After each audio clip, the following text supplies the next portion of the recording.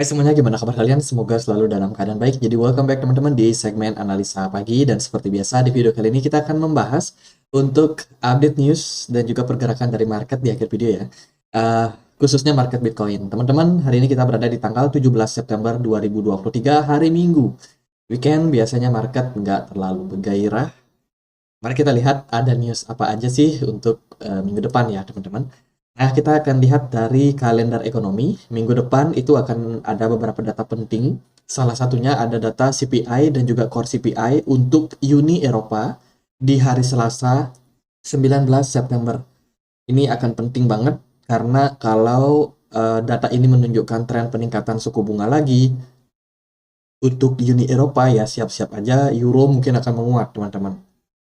Itu terus juga akan ada data soal houses ya, perumahan untuk Amerika Serikat di hari Selasa. Kemudian hari Rabu kita akan dapat data soal CPI dan juga PPI untuk Inggris. Setelah tadi lihat Uni Eropa, sekarang kita akan lihat Inggris Raya. Kira-kira gimana nih inflasi naik apa turun di Inggris?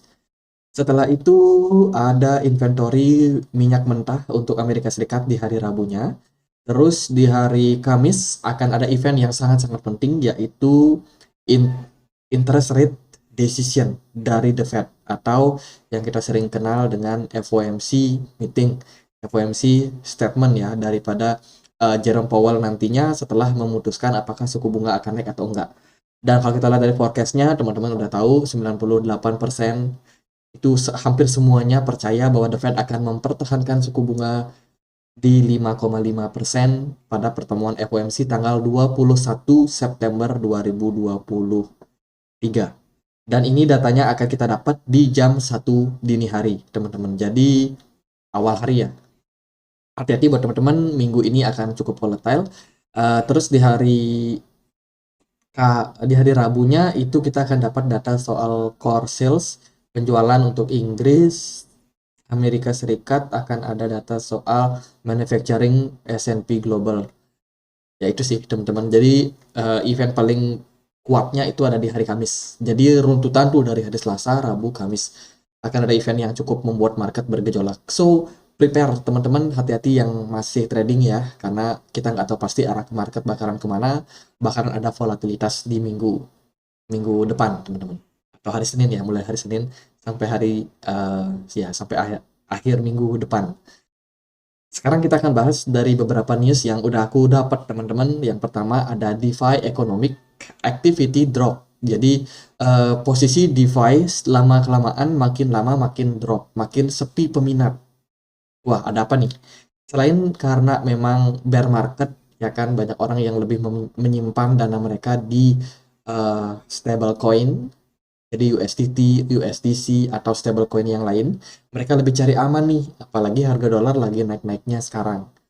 Selain itu, juga ada faktor lain, yaitu kecemasan dari keamanan platform DeFi. Ya kan, kemarin sempat beberapa DeFi kena masalah hack, teman-teman, dan memang terrealisasikan, terdampak nih dalam chart ya. Kalau kita perhatikan sejak bulan Januari, Februari, Maret, penggunaan DeFi itu terus mengalami peningkatan signifikan. Puncaknya di Maret, setelah itu sekarang terus mengalami kemerosotan. Jadi bisa dibilang posisi DeFi saat ini lagi kecil banget likuidasinya, teman-teman. Berkurang terus demi terus ya, terus menerus teman-teman. Ini ya disebabkan karena kemarin ada masalah dari CRV, kena hack teman-teman. Kan bikin orang-orang juga takut nih pakai layanan DeFi. Gitu ya, DeFi turun berarti berdampak sama volume perdagangan. Terus juga ada Polkadot Community, namanya Polka World, itu katanya berhenti beroperasi karena ada kegagalan dalam hal funding bid, teman-teman. Jadi ini beritanya di post kemarin ada masalah nih dari komunitas ya komunitas dari Polka World ya teman-teman, karena ada proposal katanya dia gagal untuk melakukan apa namanya pendanaan. Jadi gagal melakukan deposit nih untuk community-nya di China. Itu ya mungkin nggak terlalu ngaruh teman-teman, tapi ditakutnya ini ada posisi seperti kapal karam gitu, maksudnya takutnya komunitas ini berhenti teman-teman, karena kan komunitas ini cukup mendukung nih ekosistem dari Polkadot. Kalau mereka berhenti memberikan dukungan, tentunya secara fundamental Polkadot pun juga mungkin akan terdampak ya dengan kasus ini. Kemarin ada berita hangat juga nih, Mark Cuban, salah satu miliuner dengan kekayaan yang sangat luar biasa, teman-teman. Itu kehilangan sampai 870.000 US dollar di hot wallet karena kena hack. Nah, ini sekali lagi hot wallet itu benar-benar berbahaya ya sebagai tempat penyimpanan. Mereka tidak secure sepenuhnya, teman-teman. Even dia sifatnya decentralized dan lain sebagainya, itu tidak bisa dipastikan bakalan benar-benar aman. Jadi hot wallet ya seperti contohnya ya MetaMask, Trust Wallet itu belum belum secure sepenuhnya teman-teman, karena masih rawan sama yang namanya phishing, masih rawan sama adanya malware, link-link yang nggak jelas. Kalau teman-teman sembarangan klik bisa bikin kalian apa namanya menguras dana kalian. Nah, itu sudah terjadi oleh Mark Cuban. Mark Cuban ini investor awal loh di pasar kripto, teman-teman. Dan dia juga mempopulerkan ya soal ajakan kalau kalian mau invest di kripto maksimal ya 10% dari dana kalian dan simpan hanya pada Bitcoin dan Ethereum. Itu saya ingat banget videonya, sudah saya tonton sekitar 5 tahun lalu, teman-teman. Jadi sudah sangat-sangat senior lah investor ini ya. Kita juga udah posting kemarin untuk videonya, yang ini beritanya di komunitas. Nah, buat teman-teman yang punya Telegram, yang tidak mau ketinggalan update terbaru dunia kripto, boleh join di komunitas kita ya di Telegram. Linknya itu ada di kolom deskripsi. Jadi itu event investor senior pun juga bisa kena hacking, teman-teman. So, apalagi kita yang muda, yang masih baru terjun ya kan, hati-hatilah sama dana kalian, jangan pernah berikan frasa kalian, selalu simpan offline ya frasa-frasa kalian di hot wallet. Kalau punya dana mendingan beli apa namanya hardware-nya, teman-teman beli cold wallet karena itu paling aman buat teman-teman nyimpan aset kalian. Jadi itu sih teman-teman, hati-hati aja untuk melakukan transaksi di dunia kripto. Kemudian ini ada berita dari Russian and North Korea cyber attack infrastructure converge. New hacking data raises national security concern. Jadi saat ini belakangan ini ya jujur aja new hacking itu benar-benar teman-teman. Jadi hacker-hacker baru yang mencuri data itu terus mengalami peningkatan. Ini dilihat dari data cyber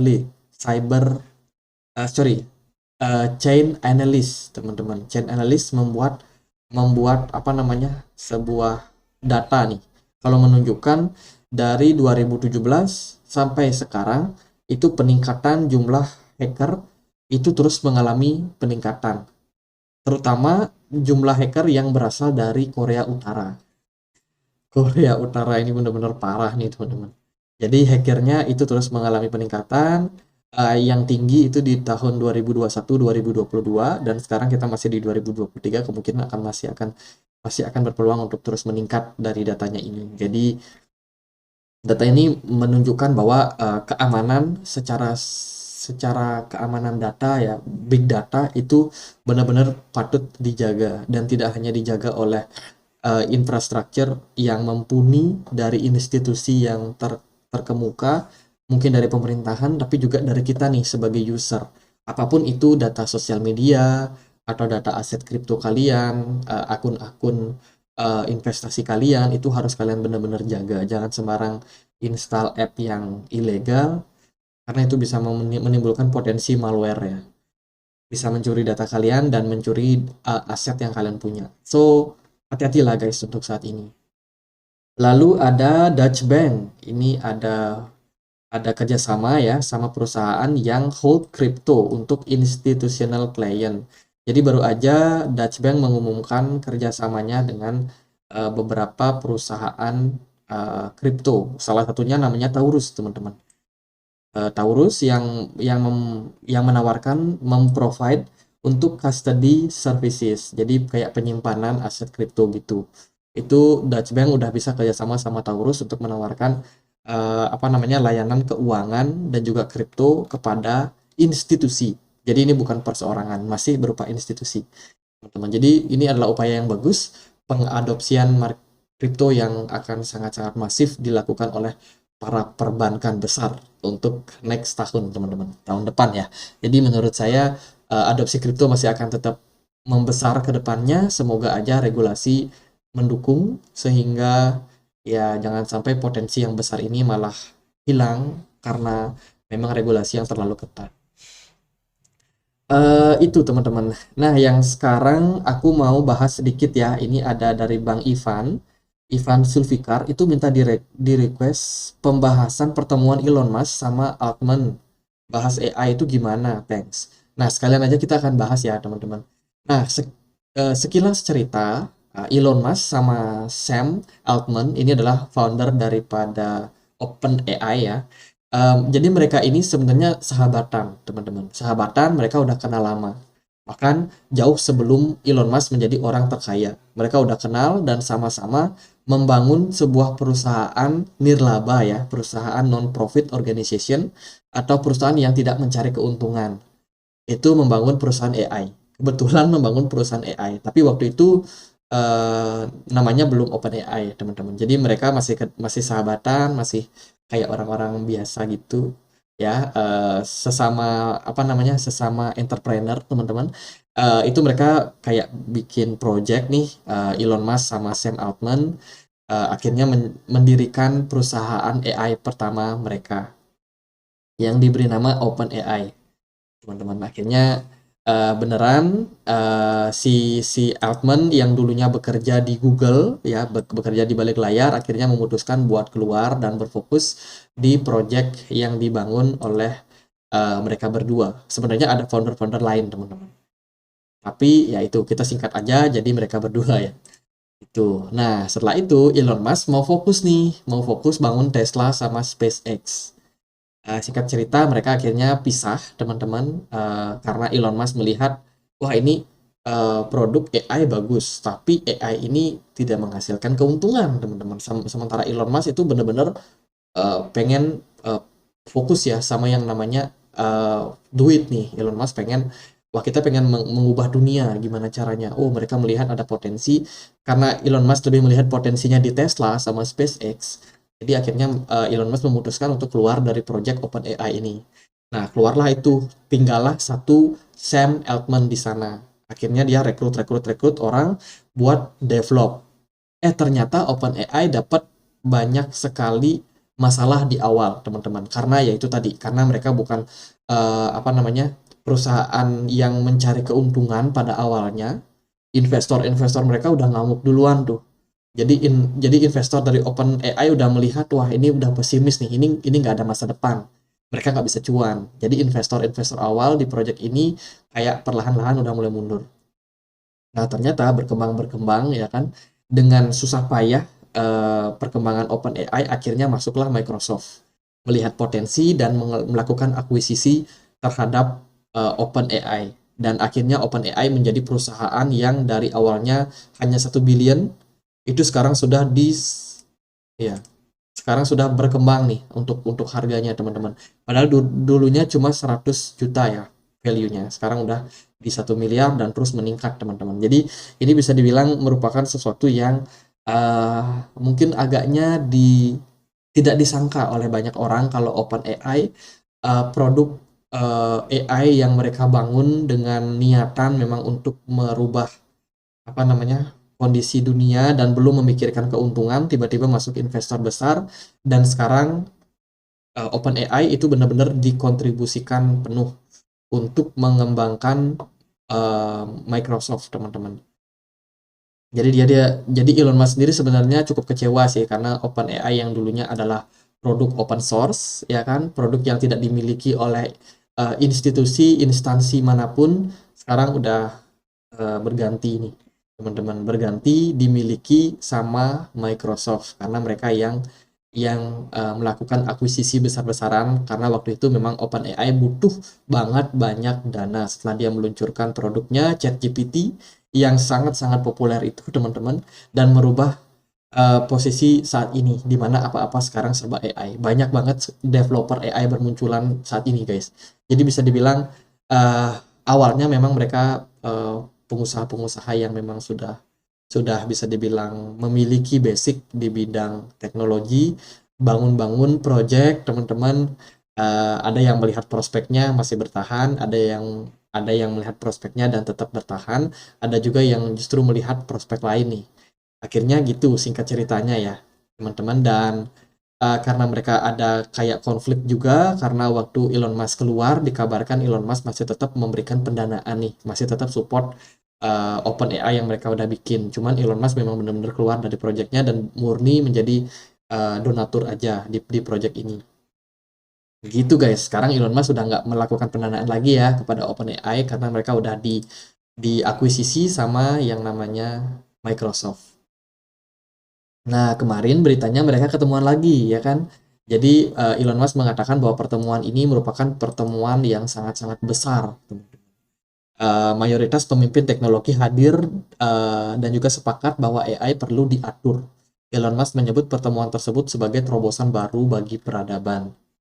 Jadi singkat cerita, mereka akhirnya ketemu nih, teman lama ini bertemu setelah 3-4 tahun terpisah gitu, karena memang Elon Musk mau fokus di proyeknya Tesla sama SpaceX. Mereka juga belakangan baru mengakuisisi Twitter ya kan. Jadi para eksekutif puncak dari beberapa perusahaan teknologi web terbesar dunia telah menyelesaikan pertemuan tertutup. Ingat ya, pertemuannya tertutup dengan anggota parlemen Amerika Serikat Washington DC, di mana mereka melaporkan pembahasan teknologi AI dan juga potensi pendekatan terhadap regulasi. AI Insight Forum Senat pada tanggal 13 September diselenggarakan oleh pemimpin mayoritas Senat, Chuck Schumer, yang dihadiri oleh 22 raksasa teknologi termasuk pemilik X atau Twitter Elon Musk, Sundar Pichai dari Google, CEO Meta ya, Mark Zuckerberg, kemudian Sam Altman dari OpenAI, dan juga pendiri Microsoft, Bill Gates, menurut New York Times. Musk dilaporkan memperingatkan tentang resiko eksternal dari AI yang menyatakan jika seseorang menganggap kita sebagai sebuah peradaban, semua pertaruhan dibatalkan.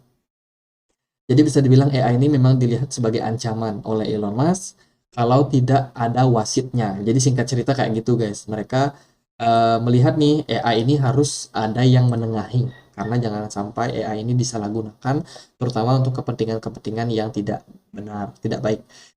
Zuckerberg dari Meta menganjurkan AI sumber terbuka dengan menyatakan sumber terbuka terdemokratisasi akses ke alat-alat ini dan membantu menyamakan kedudukan dan juga mendorong inovasi bagi masyarakat dan juga bisnis. Meta dan Microsoft baru saja bekerja sama untuk meluncurkan Llama 2, model bahasa besar, teman-teman. Jadi dia juga bikin yang namanya produk AI ya, yang menggunakan Microsoft Cloud dan juga Windows Cloud, teman-teman. Kemudian Gates dan Microsoft menyampaikan kekhawatirannya mengenai resiko keamanan dan menganjurkan agar pemerintah dan sektor swasta bekerja sama untuk meminimalisasi resiko yang ada. Jadi sebenarnya dalam pertemuan kemarin itu lebih kayak membahas keamanan daripada AI, selain memang potensi-potensi yang dibahas, potensi-potensi AI ke depannya yang dibahas. Jadi menurut saya sih AI itu bagus, sangat-sangat bermanfaat. Bahkan di video ini, teman-teman, kalau teman-teman mungkin nggak terlalu aktif di dunia editing, teman-teman harus tahu kalau editing video sekarang udah gampang. Kita bisa pakai AI, tapi meskipun sekarang masih berbayar ya, tapi nggak tahu kedepannya mungkin masih bisa ada gratis mungkin teman-teman, karena sekarang apa-apa AI, fitur-fitur AI udah tersedia ya, meskipun masih dalam proses berbayar, tapi menurut saya kedepannya bakalan lebih masif lagi perkembangan dan juga adopsi AI. Ya harus lebih bijak sih menggunakan teknologi. Gitu sih dari hari Minggu ini, kita bahas chart sedikit aja. Teman-teman, pergerakan Bitcoin masih tetap struggle. Minggu ini akan jadi minggu yang sangat volatile. Bagi saya pergerakan Bitcoin masih belum memberikan sinyal bullish yang kuat. Jadi masih harus waspada buat teman-teman yang mungkin ada trading ya, teman-teman. Bitcoin udah meningkat sejak 4 hari terakhir dan lumayan peningkatan yang tercapai. Itu nggak signifikan banget lah, tapi ya oke lah teman-teman. Kalau kita lihat dari volume perdagangan cenderung menurun, meskipun ada naik-naik dikit ya, dari RSI justru malah mengalami kenaikan. Sebenarnya ini sinyal bullish kalau RSI-nya naik, Tapi ya itu, saya sendiri belum confident untuk bilang ini bullish. Dari segi Bitcoin dominance terus menguat meskipun dalam dalam 2 hari terakhir udah mulai muncul sinyal pelemahan. Jadi mungkin altcoin akan agak strong ya dibandingkan dengan Bitcoin. Mungkin ada beberapa altcoin yang kayak lawan arus. Beberapa koin yang naik itu ada ARB tipis 1% aja, CFX naik, BNB tipis, sisanya masih nyungsep. Oh iya guys, kemarin itu ada rumor loh teman-teman. Ini rumor ya, bukan berita. BlackRock dirumorkan itu akan shifting kripto dari yang semulanya fokus ke Bitcoin menjadi XRP. Jadi bukan bukan kabar baru bagi pencinta yang namanya apa namanya teori konspirasi ya. Ripple ini atau XRP sering banget dikatakan sebagai exchange rising panic. Mungkin ada yang tahu konspirasinya. Kita nggak akan bahas konspirasi di video ini. Mungkin teman-teman bisa cari di YouTube lain ya, teman-teman.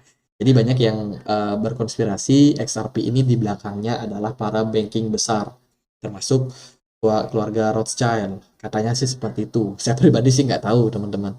Karena saya selalu mencoba melihat dari data ya.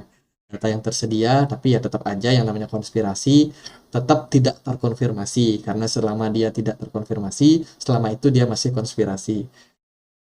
Ya katanya seperti itu. Sekarang muncul nih berita, apakah ini tujuannya untuk pom-pom XRP atau bagaimana? Ya nggak tahu sih, karena kalau kita lihat dari pergerakan chart, XRP juga nggak kemana-mana ya di perdagangan kemarin, dia masih berada di setengah dolar. 0,5 dolar masih belum ada peningkatan setelah rumor tersebut muncul. Itu sih teman-teman. Jadi ya karena weekend, saya rasa saya pribadi mau istirahat dulu lah dari dunia kripto. Tiap hari kita udah bahas kripto di channel ini. Jadi buat teman-teman yang mungkin ketinggalan sama update-update terbaru, jangan lupa untuk subscribe teman-teman. Karena setiap harinya aku akan usahakan buat update soal news-news di dunia kripto. Jangan sampai teman-teman ketinggalan ya news dari channel ini. Ya gitu aja pembahasan untuk Bitcoin. Tidak ada prediksi karena saya lebih memilih untuk wait and see. Lihat kira-kira di minggu depan news ini akan berimpact nggak sih sama pergerakan dari Bitcoin? Apakah Bitcoin akan naik atau enggak? Jadi gitu aja teman-teman. Semoga bisa bermanfaat. Sorry banget videonya agak panjang. Akhir kata saya Andre. Makasih.